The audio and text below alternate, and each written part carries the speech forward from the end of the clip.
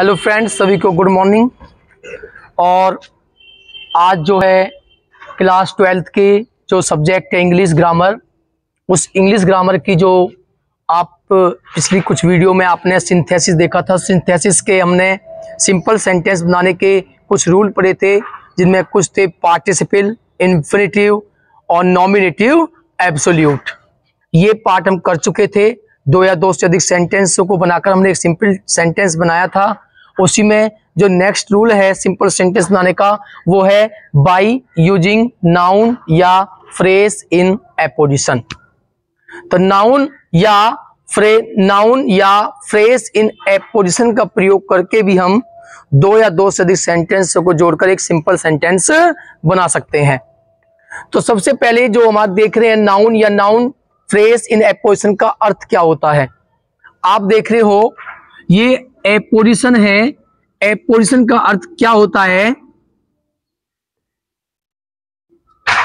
Apposition का अर्थ होता है साइड बाय साइड।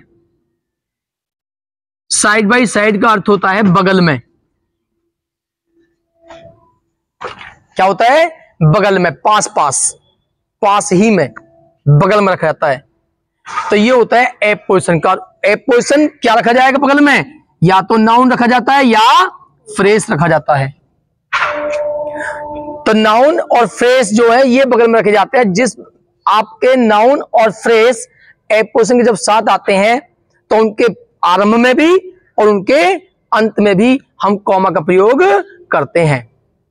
बट अगर आपका फ्रेज जो लास्ट में यूज करते हो, आप एपोजिशन को लास्ट में यूज करते हो, तो उसके आरंभ में तो कॉमा आएगा, परंतु अंत में कॉमा नहीं आता। अंत में आता है आपका फुल स्टॉप। जैसे कि मैं आपको लिख कर दिखाता हूं। ये लिखा, एक सेंटेंस लिखा हुआ है, Kalidas comma a famous poet.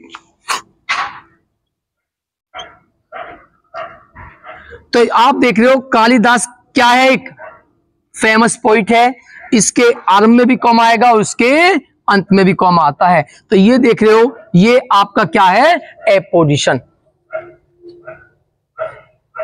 तो इस प्रकार किसी सेंटेंस में एपोजिशन दो और दो से ज्यादा भी हो सकते हैं।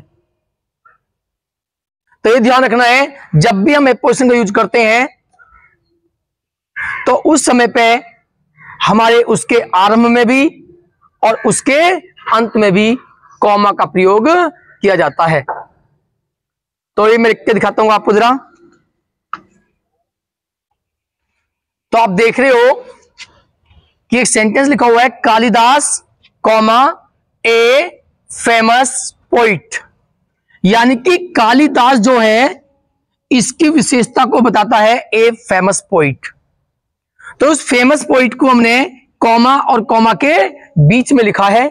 तो यहां पर ये एपोजिशन है जो इस नाउन की विशेषता को बताता है। तो जो विशेषता बताने वाले वर्ड होते हैं उन्हीं को हम उस नाउन की बगल में लिखते हैं, साइड लिखते हैं। इसे ही कहते हैं साइड बाय साइड। ये जो एक फेमस पोइट है ये कालिदास की विशेषता बताता है, तो हमने इसको इस कालिदास के साथ ही दो कॉमा के अंदर लिखा। तो आप देख रहे हो, जब किसी नाउन की विशेषता करने के लिए एक से अधिक शब्दों का प्रयोग किया जाए, यहां पे एक ही शब्द जो है ए फेमस पोइट, एक ही शब्द है जो कालिदास की विशेषता बताता है। अगर इस तरह से होता कालिदास ए फेमस पोइट और उसके विषय में कोई और बात कही जाती तो उसको भी हम एक दो कॉमाओं के बीच में लिखते, यानी कि एपोजिशन दो भी हो सकते हैं। मैं आपको दिखाऊंगा एग्जांपल की सहायता से। तो देख लो, जब किसी नाउन की विशेषता करने के लिए एक से अधिक शब्दों का प्रयोग किया जाए तो वो कहलाते हैं हमारे फ्रेज इन एपोजिशन। और उसमें जिस नाउन या नाउन फ्रेज को एपोजिशन में लिखा जाता है उसके प्रारंभ में भी और उसके अंत में भी कॉमा का प्रयोग किया जाता है। जैसे कि आप देख रहे हो, रीतु एक डांसर थी। तो हमने रीतु एक डांसर है, तो डांसर है वो किसकी विशेषता बता रहा है? रीतु की। तो हमने क्या किया यहाँ पे कि जो एक डांसर है उसके प्रारंभ में भी और उसके अंत में भी किसका प्रयोग किया है? कॉमा का प्रयोग किया है। और वो क्या थी? इज, क्या है वो? Is my friend. तो यहां पर देख रहे हो ए डांसर जो है वो क्या है, यहां पर ए पोजीशन, और वो विशेषता बताता है किसकी, ऋतु की। आगे, यदि ए पोजीशन में प्रयुक्त नाउन फ्रेज अंत में यूज हो, अंत में प्रयोग होती है, तो उसके प्रारंभ में कॉमा आता है केवल, अंत में आता है फुल स्टॉप। अब एक एग्जांपल की सहायता से मैं आपको इसको बताता हूं।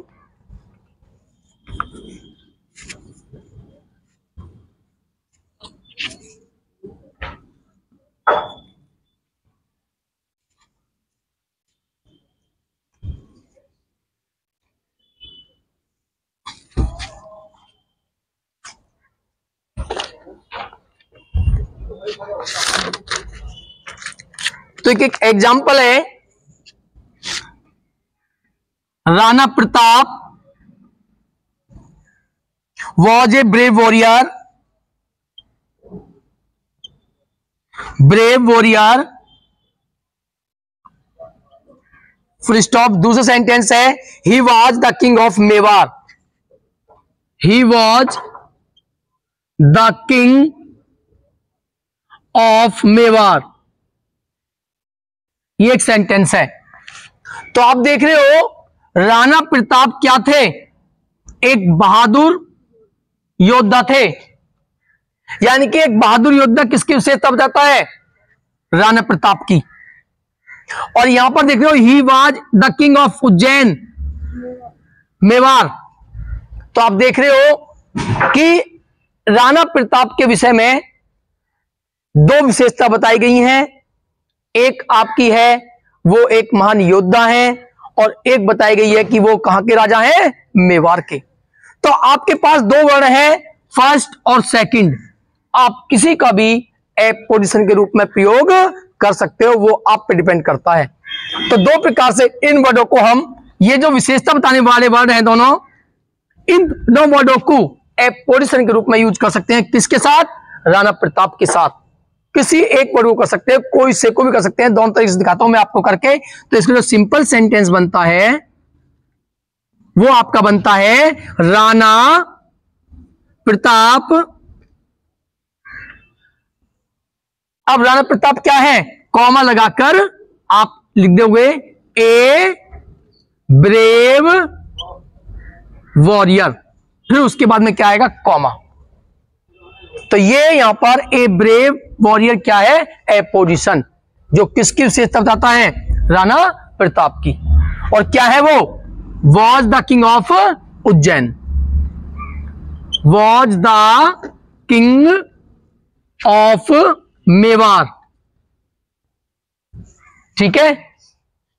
या इस तरह से भी बना सकते हैं, Rana Pratap comma the king of Mewar को भी हम ए पोजीशन के रूप में प्रयोग कर सकते हैं।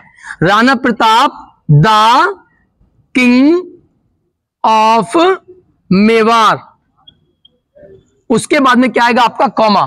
तो आप पोजीशन को दोनों कॉमा के बीच में लिखा हुआ है, वॉज क्या है वो, ए ब्रेव वॉरियर।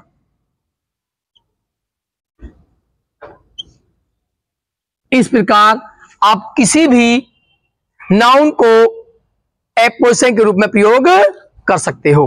तो इस प्रकार आपका ये सिंपल सेंटेंस बन जाता है। एक एग्जांपल और देखते हैं, Dhoni is a famous cricketer,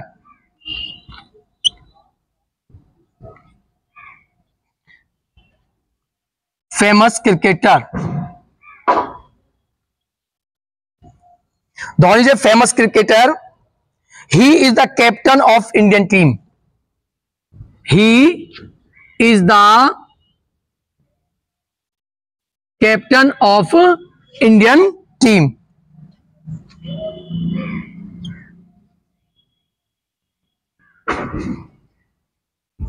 ये सेंटेंस आपके सामने है। तो यहां पर आप देख रहे हो धोनी की विशेषता बताने वाले दो वर्ड हैं, दो नाउन हैं। एक तो धोनी क्या है, फेमस क्रिकेटर है, और एक क्या है, the captain of Indian team. आप दोनों में से किसी का भी एक पोजीशन के रूप में प्रयोग कर सकते हो। तो इसका जो सिंपल सेंटेंस बनता है आपका, वो बन के आता है धोनी। धोनी की विशेषता बताने वाले वर्ड क्या है? A famous cricketer. उसके बाद में क्या आएगा आपका? कॉमा। क्या है? Is the captain of Indian team. आगे समझ सबके? या धोनी कॉमा क्या लिख सकते हो? The captain of Indian team.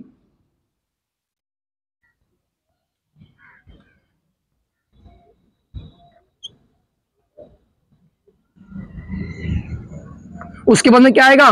Comma. क्या है? Is a famous cricketer.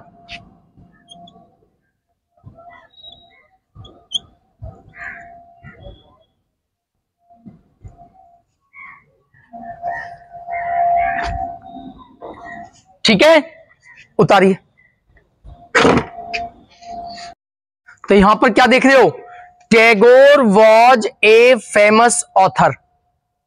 एक क्या था? वो एक ऑथर था, एक लेखक था, और ही रॉट द गीतांजलि। उसने कौन सी बुक लिखी थी? गीतांजलि। और फिर कहा है the Gitanjali is a collection of short poems. किसका कलेक्शन है? वो शॉर्ट पोएम्स का है, उसमें शॉर्ट पोएम्स भरी हुई है। ठीक है ना? अब यहां पे देखो जरा, आप देखोगे कि टैगोर के विषय में क्या कहा गया है। क्या है वो? एक फेमस ऑथर। ये इसके साथ आएगा आपका। तो आपका जो बनेगा सिंपल सेंटेंस, वो बनता है टैगोर टैगोर के बाद में क्या आएगा आपका? कॉमा। क्या है वो? A famous author. ये यहां पर क्या है? ए पोजीशन। किसके लिए? टैगोर के लिए। ये टैगोर की विशेषता को बताता है। अब उसके बाद में आप क्या करोगे? आप देख रहे हो ए फेमस ऑथर, और उस फेमस ऑथर ने क्या किया? यहां पे गीतांजलि को लिखा। तो रॉट गीतांजलि। क्या लिखी उसने? Wrote the Gitanjali. अब यहां पर आप देख रहे हो कि ये जो नेक्स्ट थर्ड सेंटेंस है, ये सेंटेंस में जो विशेषता बताने वाला है, एक collection of the short poems, ये किसकी विशेषता को बताता है? ये टैगोर की विशेषता को नहीं बता रहा। जो एक कलेक्शन ऑफ शॉर्ट पोएम्स जो है, ये विशेषता बताने वाला है किसकी? गीतांजलि। तो ये जो है आपका फ्रेज, ये किसके लिए यूज होगा? गीतांजलि के लिए। किसके रूप में? एपोजिशन के रूप में। तो एक गीतांजलि के साथ ही बगल में रखा जाएगा। तो बोलो इसके बाद में क्या आएगा आपका? कॉमा।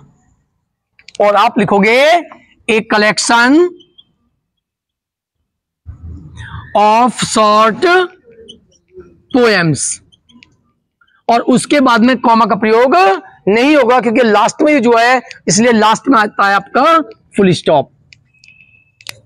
ठीक है, इस प्रकार एक सेंटेंस और देखते हैं।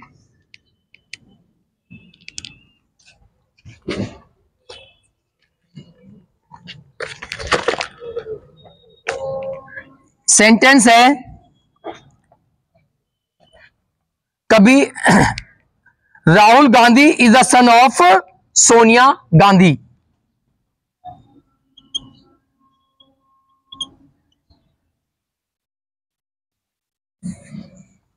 Is the son of Sonia Gandhi. First of, she was in Italian lady. She was an Italian lady.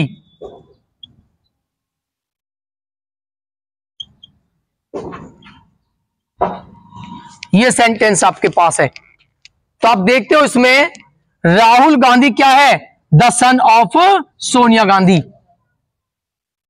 और उसके बाद आप देख रहे हो एन इटालियन लेडी जो है वो किसकी विशेषता को बताता है? सोनिया गांधी की।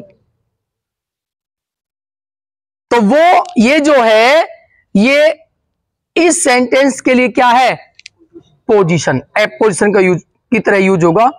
तो इसकी जो बनेगी आपकी सिंपल सेंटेंस आप बनाओगे वो क्या निकल के आएगा, राहुल गांधी, उसके बाद में आता है आपका कॉमा, क्या है, the son of Sonia Gandhi, उसके बाद में क्या आएगा आपका कॉमा। और ये जो है एन इटालियन लेडी, ये एपोजिशन है सोनिया गांधी के लिए, इसके साथ आपके कॉमा के बाद रखा जाता है एन इटालियन लेडी, और इसके बाद में आता है आपका फुल स्टॉप।